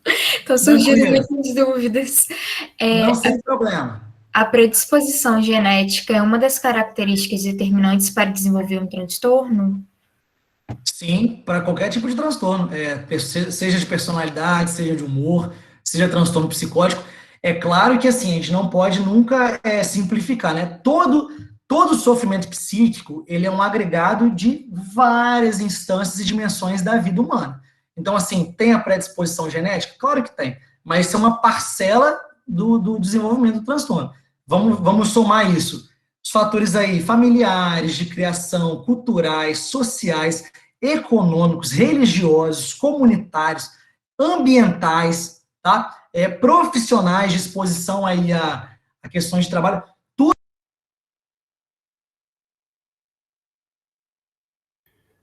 Professor, Uau. Doutor, Ô, você desculpa, fez seu áudio. perdão, sem querer eu cliquei. Então, como eu estava falando, todas essas instâncias e dimensões aí do humano vai nos ajudar a compreender o adoecimento psíquico. Por isso, aproveitando também essa pergunta, é muito importante, gente, e aí não só para quem for fazer psiquiatria, tá? A gente está falando muito aqui do sofrimento psíquico, mas até para a gente compreender os sofrimentos orgânicos, a gente nunca pode ter somente a base dessa coisa mais da organicidade. As faculdades de medicina agora estão mudando muito, felizmente, mas, assim, por muito tempo ficou nessa coisa, assim, só do anátomo patológico. Então, assim, até para a gente compreender um diabetes, a gente tem que ter a dimensão do campo mais integral. Claro que a questão social, cultural e econômica também vai ter a ver com diabetes, não só predisposição genética. Então, assim, tudo tem a ver com tudo, na verdade. Então, sempre ter essa dimensão de uma perspectiva integral, tá? Mas respondendo a pergunta, a predisposição genética, com certeza, é um fator, tá? Por exemplo, uma coisa que a gente vê muito, paciente com esquizofrenia ou com transtorno bipolar, vai investigar na árvore genealógica, a gente vê alguns casos de familiares, tá? Muito comum, inclusive. Inclusive, ajuda no diagnóstico, às vezes, tá? Quando traz dúvida. Outra pergunta que foi feita é o que seria esse internamento que você recomendou ao paciente? Como é feito? No caso, foi falado na palestra sobre isso. Tá. Bom, em relação ao Paulo, que esse caso clínico eu trouxe, eu indiquei a internação pelo risco de suicídio, tá? Geralmente, quando que a gente indica uma internação psiquiátrica? A gente indica, geralmente, quando há risco a si e ou a terceiros, tá? Isso é um dos principais critérios de internação psiquiátrica. Claro que nós vamos avaliar várias coisas, né? Estou falando assim de uma forma bem simples e superficial. Risco a si e ou a terceiros. No caso do Paulo, ele tinha um risco de suicídio, tá? Como eu não sabia muito bem, porque eu atendi ele numa emergência, eu não consegui, né, em 30, 40 minutos, ver se ele tinha uma doença, né, X ou Y. Às vezes a gente vê, mas no caso dele não estava muito claro para mim. Como eu suspeitei que pudesse ser um quadro psicótico, e eu sei que os psicóticos às vezes fazem suicídios muito repentinos, muito impulsivos, eu optei por interná-lo para poder proteger, tá bom? Foi essa a minha indicação de risco de suicídio. Doutor, na sua prática clínica, tem algum fator ambiental mais relevante e predisponente para os transtornos que foram tema da aula? Olha, eu acho que para esses dois especificamente, vai ter muito a ver essa questão da organização genética familiar, tá? Para esses dois especificamente. Tem muita ligação aí com familiares esquizofrênicos, esquizotípicos, esquizoides, tá? Vai ter também fator ambiental? Vai, mas nesses casos específicos tem muito essa questão da predisposição genética. E pode ter um pouco a ver também com a questão da formação familiar, né? Às vezes aí um sujeito que sofre alguma alienação parental, que a questão do contorno familiar não fica muito bem definida. Agora, para outros transtornos de outros grupos, vocês vão ver mais isso aí, né? Por exemplo, o grupo B, a gente vê muito mais questão ligada, não só, por exemplo, questão genética hereditária, mas a questão, por exemplo, das exposições aí sociais, exposições a traumas, tá? Muito mais do que os do grupo A. Do grupo A, claro que tem, tá? Mas não é muito, não. É mais, aí tá mais ligado realmente à questão familiar. Mas grupo B e C, vocês vão ver muito ligado à questão aí de formação de personalidade, a questão de cultura, tá bom, gente? Agora a última para encerrar, que o pessoal demonstrou bastante interesse. Quais referências sugeridas para o estudo da parte psicanalítica? Ah, legal. Bom, isso vai ter muita coisa que eu posso falar para vocês, mas como psicanálise é uma coisa difícil para a gente entrar nisso agora, não vai dar muito tempo, eu vou indicar uma literatura, até separei aqui para vocês. Isso para quem não for seguir no campo da psiquiatria, eu acho que vai ficar pesado demais, tá? Mas para quem tem interesse, é legal. Depois eu posso ver se tem um link online, para vocês não precisarem comprar, porque hoje em dia tem muito PDF aí, né, de livro. Mas tem um livro que eu gosto muito, que é esse aqui, ó, gente. Psiquiatria Psicodinâmica, tá? Do Gabar. Esse livro é um livro excelente, tá? Porque ele pega essas bases dos transtornos mentais e ele trabalha sobre uma via psicodinâmica. A psicodinâmica não é só psicanálise, tá? Mas ela bebe muito da psicanálise. E nesse livro tem um capítulo para cada transtorno de personalidade. E aí ele vai falar muito dessa coisa. Lembra que no final eu falei um pouquinho da coisa da formação do eu, da questão dos limites eu-mundo, do fortalecimento intrapsíquico, que é o que vai ser trabalhado em psicoterapia? Esse livro coloca muito isso. Aqui eu só fiz uma pincelada, porque senão a gente ia se estender demais, e é um campo muito teórico, muito denso, até para a gente que já está há um tempo nele. Quanto mais para a galera da graduação, que muitos, inclusive, nem vão seguir na psiquiatria. Perguntaram o autor aí, ó, é o Glenn Gabar, tá? Esse aqui, ó, pessoal. Depois vocês pesquisem, eu posso procurar, eu acho que no antigo grupo de e-mail que eu tinha aí da residência, eu acho que tinha ele em PDF, eu mando aí para o Antônio, tá? E ele divulga aí para vocês. Mas é fácil, eu acho que quem for mais inteirado aí com essa parte aí digital, eu acho que consegue achar fácil. Eu lembro que na época da residência o pessoal achou fácil. Eu, como gosto do papel, eu comprei. Doutor Alan, muito obrigada por você ter disponibilizado o seu tempo para estar aqui com a gente, passando o seu conhecimento. Foi muito enriquecedor, foram muito boas as palestras de todos os temas, e a gente agradece muito. Foi uma honra ter o senhor conosco. Que bom. Eu agradeço bastante, tá? Obrigado aí pelo convite. Podem contar comigo aí. Eu adoro participar dessas coisas, né? Acho que sempre que a gente pode estar compartilhando e trocando coisas, eu acho que esse é o caminho aí da construção do conhecimento coletivo, né? Porque eu tô aqui, tô aprendendo muito aqui com vocês, né? Como apresentar, né? Até com a dificuldade de não poder olhar, eu gosto muito de olhar agora que eu tô olhando algumas carinhas, isso ficou melhor para mim. Então, muito obrigado, pessoal, aí pela oportunidade. Espero ter contribuído um pouquinho, tá? Deixei meu contato aí para quem quiser, sei lá, alguma informação, talvez tirar alguma dúvida, por exemplo. Estou pensando em fazer residência, como é que é? Eu fiz residência tem pouco tempo, então talvez eu consiga ajudar um pouquinho quem tiver na dúvida dessas coisas, tá bom? E é isso, contem comigo aí para outros eventos se precisarem, tá? Fiquem bem, tenham uma ótima semana psiquiátrica aí para vocês, tá bom? Tchau, tchau. Grande abraço a todas e todos aí, tá? Obrigada. Gente, agora só umas informações. No final, a gente vai disponibilizar um outro link, né, que vai ter uma palavra-chave, e vocês terão que preencher. Só que tem um tempo que ele fica aberto. Não vai ficar assim, o final todo, é um intervalo de 10 minutos, 20 minutos, a gente vai avisar. E outra coisa, teremos um sorteio, que eu não avisei no início, né? Teremos um sorteio no último dia do evento, lá no Instagram, e aí no próximo dia a gente passará maiores informações. E agora a gente vai ter uma outra palestra e vai funcionar da mesma forma. Vocês podem enviar as perguntas aqui no chat. Se a gente não respondeu alguma agora, a gente pede perdão, porque tem a questão do tempo, né? A gente pode não ter lido, mas a gente está tentando responder todas que a gente está conseguindo. E agora a gente vai chamar a doutora Sandra. Ela vai falar para a gente sobre o transtorno de personalidade paranoide. Bem-vinda, doutora Sandra, tá aí?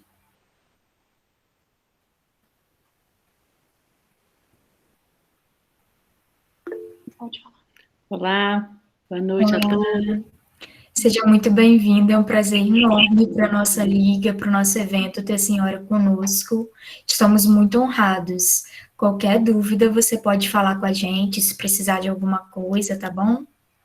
Sim, agradeço, viu, gente, o convite, e vamos caminhar aí para mais um comentário aí, né?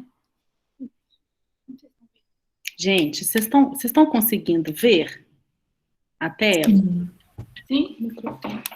Tá ligado. Bom, então vamos começar? Podemos começar.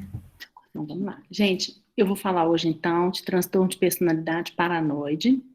Eu sou a Sandra Maciel, sou psiquiatra aqui em Belo Horizonte. Um pouquinho da minha jornada profissional, eu formei nas ciências médicas, graduação em medicina em 2000, fiz uma residência em geriatria no Hospital das Clínicas, fiz uma pós-graduação pelo SEMBRAP em psiquiatria, sou psiquiatra titulada pela Associação Brasileira de Psiquiatria. Atualmente eu exerço a psiquiatria no Hospital Felício Roxo, no consultório próprio. Então, antes de entrar no assunto mesmo sobre o transtorno de personalidade paranoide, TP paranoide, eu vou falar um pouquinho de transtorno de personalidade, né? Então, o que seria? Seria uma desarmonia que se reflete tanto no plano intrapsíquico como nas relações interpessoais. esse é o conceito do Dalgala Rondo, né? Eu gosto muito também de um conceito do Kurt Schneider, que fala o seguinte, que o transtorno de personalidade é aquele que sofre, é aquele paciente que sofre e faz sofrer. Além de tudo, é um paciente que não aprende com experiência. Então, para a gente entender o que é o transtorno, a gente tem que entender o que é a personalidade, né? Então, a personalidade é a persona, é a nossa máscara, é como a gente se apresenta no nosso dia a dia, no nosso cotidiano, né? Então, a personalidade ela é um padrão de comportamento, de pensamentos e de emoções. Esse conjunto são fatores que são consistentes e duradouros. Então, uma personalidade funcional seria uma personalidade que tem um grau de flexibilidade frente ao mundo, frente às suas relações, né? Já um transtorno de personalidade já tem uma inflexibilidade e uma dificuldade de adaptação, né? E isso gera estresse e perda de função em vários campos da vida, né? Então, os transtornos de personalidade, eles são facilmente confundidos com outras síndromes psiquiátricas, né? Quando a gente consegue entender melhor, então, os transtornos de personalidade, isso melhora muito a habilidade no diagnóstico diferencial e no tratamento, né? Importante a gente pensar também que existem os traços de personalidade. A maioria de nós temos os traços de personalidade. Isso não chega a ser tão disfuncional quanto o transtorno de personalidade, mas em alguns momentos isso precisa ser até tratado para que não evolua, né? Então, geralmente os traços, eles são mais próximos da realidade, né? E a gente só fecha para um transtorno quando as categorias elas são extremas, né? Quando os sintomas são mais extremos. Quando mais leves, a gente fala apenas em traços. Isso tem que ficar bem definido para a gente não sair rotulando todo mundo, né? Para a gente poder falar em transtorno de personalidade, é preciso a gente entender um pouco como que forma essa personalidade, né? E aí vem uma teoria muito interessante, que é o Big Five da psicologia, né, que a psicologia usa muito, ou seja, os fatores, os traços globais da personalidade. Esse Big Five tem 5 características que são muito importantes, que é a abertura para experiências, né, a conscienciosidade, a extroversão, a amabilidade e o neuroticismo. Então, dando só um exemplo, por exemplo, eu vou pegar aqui o neuroticismo. Então, se o indivíduo ele tem um traço neurótico muito arraigado na sua personalidade, ele vai ter uma dificuldade em relação ao estresse. Por quê? Ele vai ter traços mais ansiosos, traços mais de um humor mais deprimido, com o que faz que ele não consiga gerenciar esse estresse no dia a dia. Se ele já tem um traço neurótico menor, ele já vai conseguir lidar melhor com frustrações, ele já não vai ser tão influenciado pelo meio que ele vive, e isso já mostra uma estabilidade emocional maior. Então, esses fatores que eu estou falando aqui, esses 5 fatores do Big Five, eles são importantes tanto na quantidade quanto na qualidade dessas apresentações. Isso, no conjunto, ajuda a formar a personalidade, tanto a personalidade funcional, digamos assim, uma personalidade dentro do padrão de normalidade, quanto os traços de personalidade e quanto o transtorno de personalidade em si. Então, a prevalência de 10 a 20% da população geral apresenta algum transtorno de personalidade. Desse valor, 4% tem um transtorno de personalidade paranoide. Então, é um número significativo, né? 50% dos pacientes psiquiátricos possuem algum transtorno de personalidade. É isso mesmo, 50%, né? É um número expressivo, então por isso que a gente tem que estar bem atento, estudar bem, compreender bem o que é o transtorno de personalidade. né? Então, aí nós temos a classificação em clusters, né, que a gente tem o grupo A, o grupo B, o grupo C. O paranoide está dentro aí do grupo A, né, que a gente considera aí como os estranhos. Então, então, agora que eu vou começar a falar mesmo do tema da aula, mas é muito importante a gente pincelar isso para a gente conseguir compreender, né? Então, o transtorno de personalidade paranoide é um indivíduo com um transtorno de personalidade paranoide caracteriza por uma suspeita e uma desconfiança arraigadas em relação a pessoas em geral. Ele recusa a responsabilidade por seus próprios sentimentos e a atribui a outros. Essa definição está no Kaplan, né, no Tratado de Psiquiatria, compêndio. E aí, as características principais que a gente vê aí nesse transtorno de personalidade paranoide é desconfiança e uma natureza combativa. Essa característica é o que mais me acende a luz para um transtorno de personalidade paranoide. Por quê? É uma pessoa sempre combativa, né? Sempre o mundo está contrário ao que ela quer, sempre ela está sendo perseguida por alguém, sempre alguém não gosta dela, né? Então, isso faz com que ela cheque o tempo inteiro as suas ações. Então, por exemplo, ela sempre vai achar que o mundo está contra, e aí ela vai fazer sempre ações para demonstrar que ela está certa. Né? Então, e aí para chegar na seguinte conclusão, realmente aquela pessoa não gosta de mim, realmente eu não sou amada, realmente eu não sou querida naquela situação, né? E sempre muito hostis e irritáveis, facilmente irritáveis, né? Um baixíssimo limiar a qualquer tipo de frustração, né? Tem sempre uma frieza, uma indiferença afetiva muito grande. Então, o afeto, o humor, eles não modulam muito, né? Um alto grau de controle sobre os outros. Por que esse alto grau de controle sobre os outros?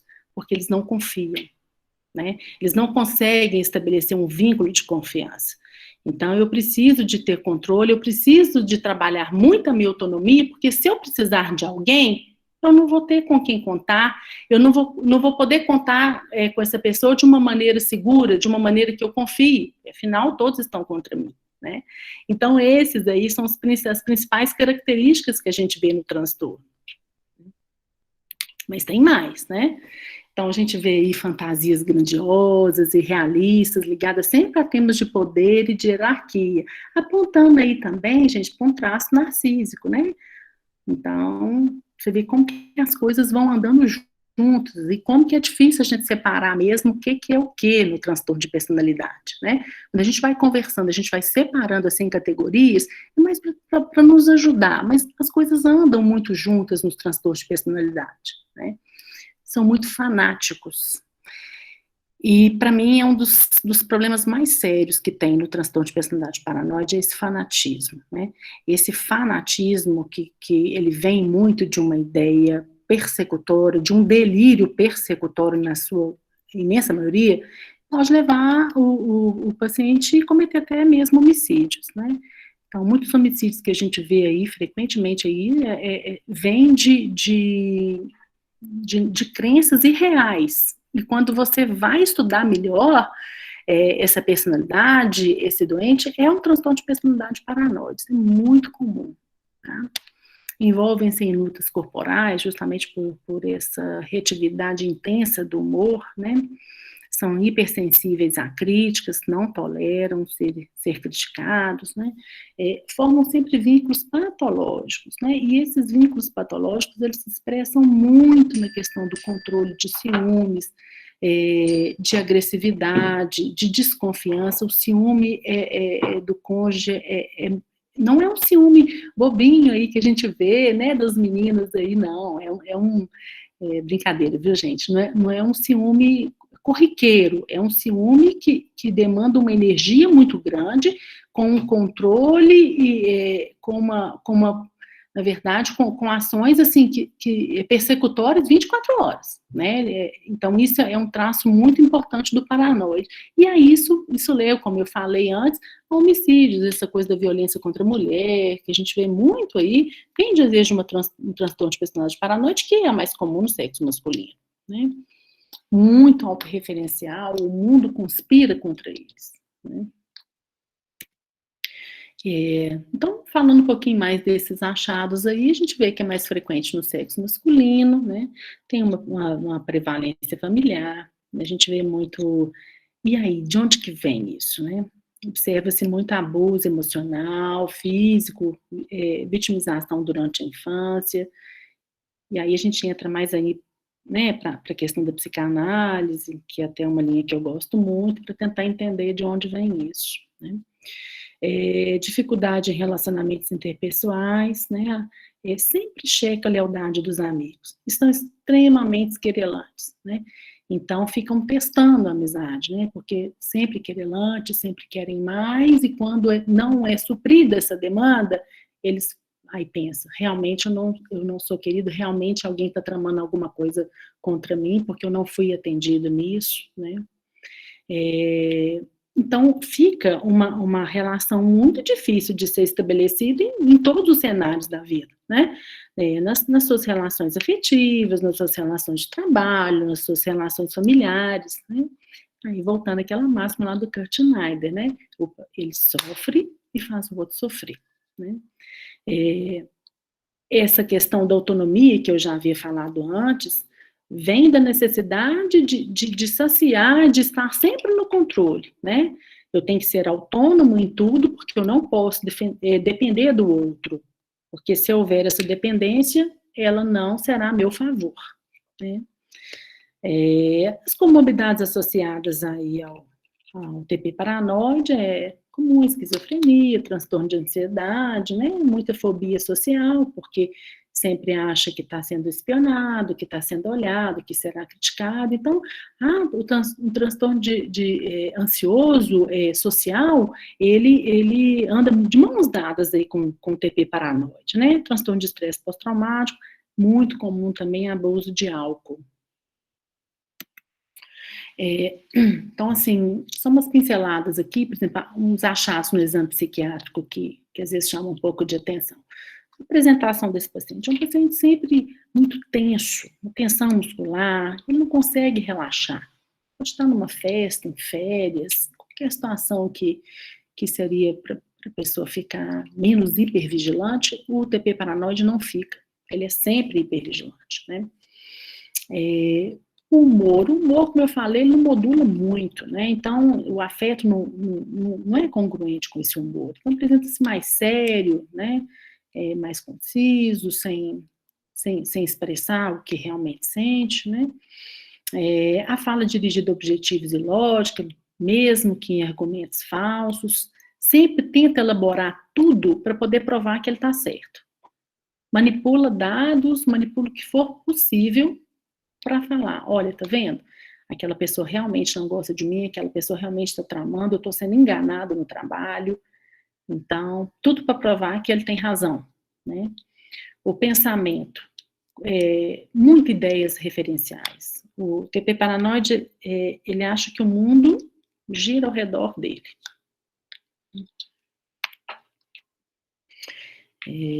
Gente, importante aqui falar aí a palavra-chave, né? É simpósio. Então, vamos lá. Interessante aqui a gente esmiuçar um pouquinho mais dos critérios diagnósticos do DSM, né? Então, quando a gente vê um critério A, é um padrão de desconfiança, uma suspeita difusa dos outros. Eu salientei isso bastante. Não é só no trabalho, não é só no relacionamento familiar, em todas as esferas da vida, né? De modo que as suas motivações são interpretadas como malévolas, que surgem no início da vida adulta e está presente em vários contextos, né? Então, quando a gente já vê esse critério A, a gente vai procurar por mais 4 critérios desses 7 que eu vou falar agora, né? Uma suspeita, sem embasamento suficiente, de estar sendo e sempre explorado, maltratado, enganado pelos outros, né? Preocupa-se com dúvidas injustificadas acerca da lealdade e da confiabilidade de amigos e sócios, né?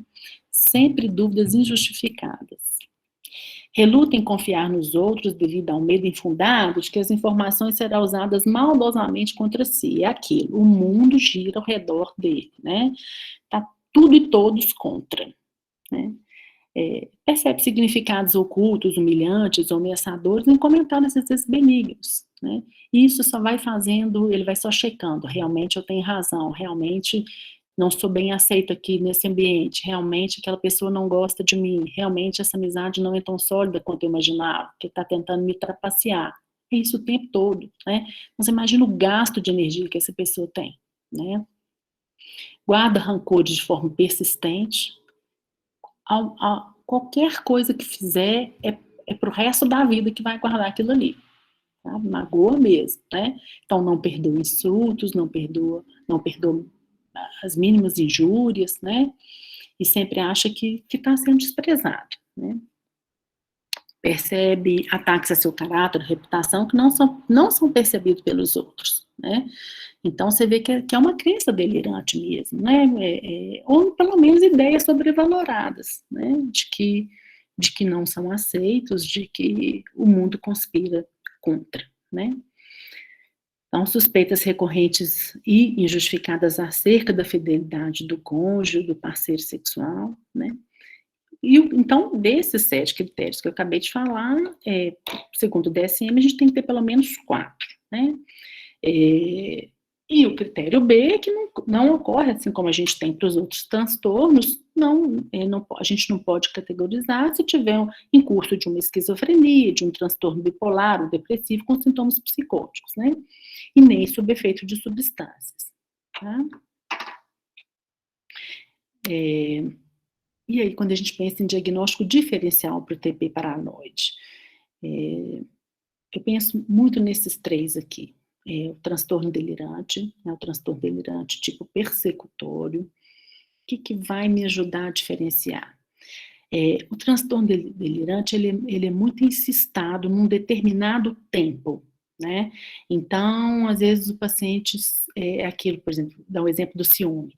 Ele fica com ciúme da esposa, ou a esposa, não posso falar só em relação aos homens, né? Ou o contrário também pode acontecer. A mulher com ciúme exacerbado do marido, e isso fica nucleado no transtorno delirante. É isso aí durante um tempo, né? Já pode acontecer também o transtorno do humor com características psicóticas. E aí vem delírios, alucinações, e é importante falar que é também um determinado período de tempo. O transtorno de personalidade, não. A pessoa é assim. A pessoa é desconfiada, né? Não são elementos nucleados. Não aconteceu naquela linha específica de tempo da vida de uma pessoa. Isso acontece o tempo inteiro. A gente pode falar em transtorno de personalidade a partir dos 18 anos. Então, aquela pessoa que ela sempre foi assim, né? E aí, o outro diagnóstico diferencial que eu valorizo muito também é a esquizofrenia para o TP paranoide. E aí o seu subtipo paranoide também de esquizofrenia. Porém, a esquizofrenia, ela vai alterar as outras funções psíquicas, né? Então, para diferenciar, a gente tem que ver o paciente como um todo. Esse paciente não vai dar conta de se inserir na sociedade, né? O paciente com esquizofrenia paranoide, ele realmente não vai conseguir estabelecer vínculos de trabalho, né? Vínculos sociais, e alterar várias outras funções psíquicas, né? Então, fica mais fácil da gente conseguir diferenciar a esquizofrenia, tá? Mas esses 3 são os principais. E aí agora vamos para o tratamento. Psicoterapia. Sobretudo, principalmente a TCC, que é a terapia cognitivo comportamental, né? Então, é importante dizer que ele vai ter uma grande dificuldade de estabelecer vínculos com esse profissional, porque ele não confia em ninguém, em absolutamente ninguém.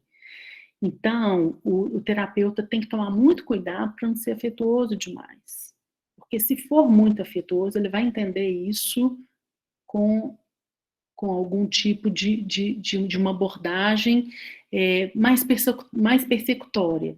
Ele não vai entender como o terapeuta está querendo estabelecer vínculos, né? Então, é importante o profissional estar atento para isso, né?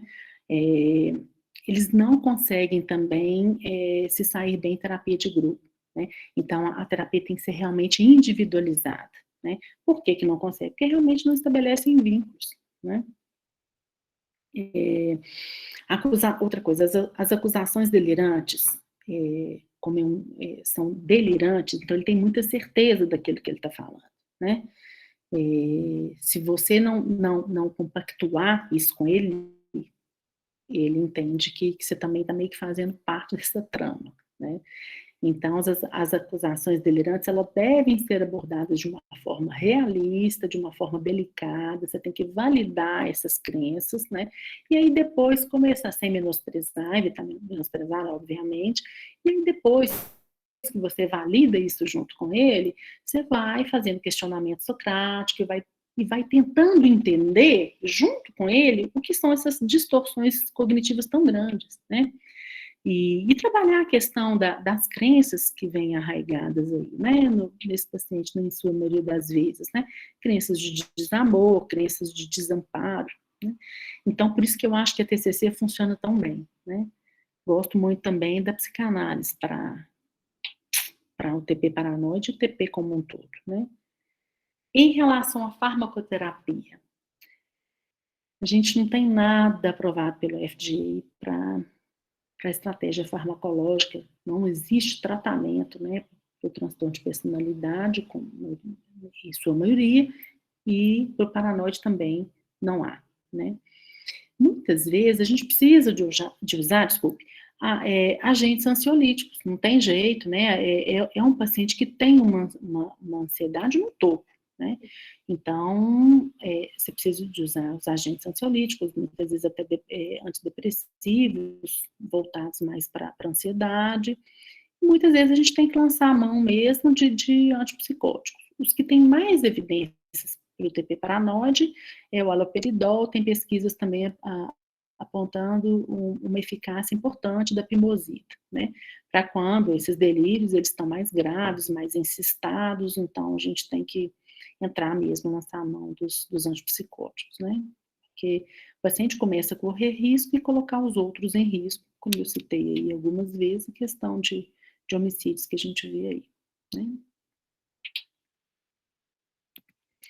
Então, gente, eu tirei essas referências, tudo que a gente acabou de conversar, esses comentários todos que eu fiz aí, eu tirei do Paulo da Galarrondo, que é um livro que eu acho que para vocês que estão aí na graduação, é um livro fácil, é um livro que tem uma didática bacana, então eu super recomendo esse primeiro livro aí para vocês. Também tirei do compêndio de psiquiatria do Kaplan, e tem um muito interessante também que eu recomendo, que é os Sintomas da Mente, que é um autor inglês que fala com muita elegância aí dos transtornos de personalidade. Então, fica aí essa dica para vocês. Mas se for para começar para a graduação, eu indicaria o Paulo do Galarrondo, né? Gente, é isso. Eu agradeço as ligas aí pelo convite dessa aula, né? Em especial a Maria Eduarda, que esteve aí comigo o tempo todo, me ajudando a construir essa aula, né? Essa exposição, esses comentários aí. E aí eu agradeço e deixo meu e-mail aí, se vocês tiverem alguma dúvida, pode me contatar, né? Tanto até para formação, se alguém realmente tiver interesse em seguir aí a psiquiatria, e quiser conversar, estou à disposição, né? E é isso. E aí agora está aberto para a gente poder conversar um pouquinho mais, para a gente poder comentar juntos desse diagnóstico tão desafiador. Obrigada, doutora Sandra. Foi muito boa a sua palestra. Nós nos sentimos muito honrados com tanto conhecimento, foi muito enriquecedor. Todo mundo elogiando. Nós temos algumas dúvidas aqui. Vou passar a primeira. Qual orientação deve ser dada a uma família que precisa lidar com uma pessoa com transtorno de personalidade paranoide? Colocar todos na psicoterapia. Para poder lidar com isso. o paciente com TP paranoide, ele não pode ser muito questionado. Ou se ele for questionado, tem que ser sempre em doses homeopáticas, porque ele vai ficar muito reativo quando questionado, né? Então, tem que ter muita malícia a família, e aí só aprende isso com terapia familiar mesmo. Não adianta, foi uma pergunta muito interessante, não adianta só o paciente com TP paranoide ir para psicoterapia família, né, o cônjuge, né, pai, mãe, tem que estar andando junto aí para saber lidar com isso.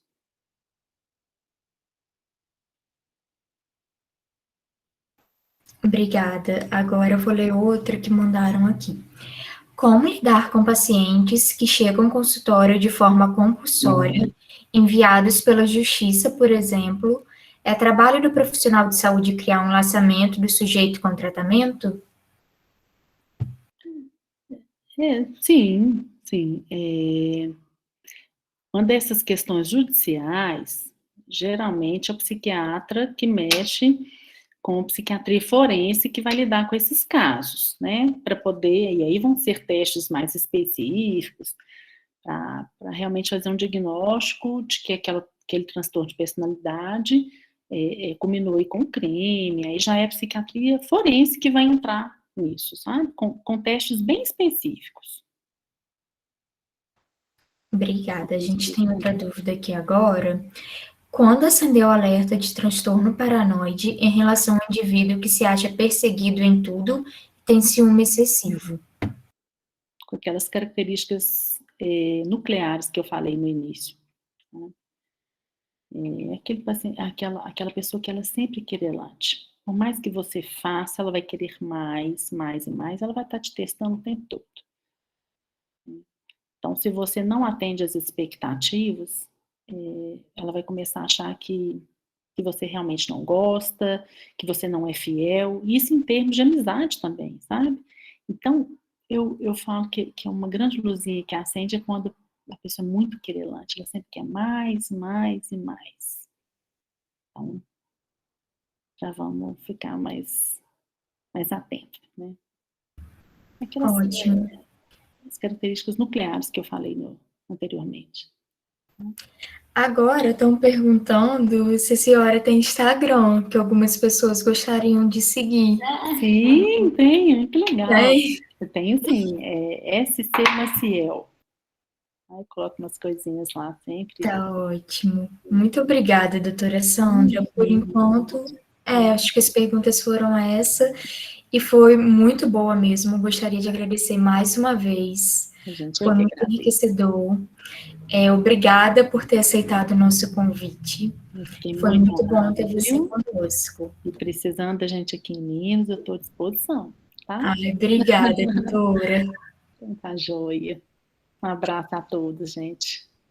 Tchauzinho. Tchau. Gente, eu gostaria de agradecer a presença de todos. Espero que tenham gostado. Esperamos vocês amanhã. No outro dia também, né? Mas amanhã que é o próximo.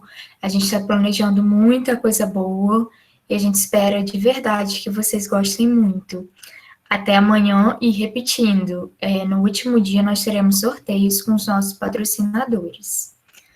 Obrigada, gente. Tchauzinho. Obrigado.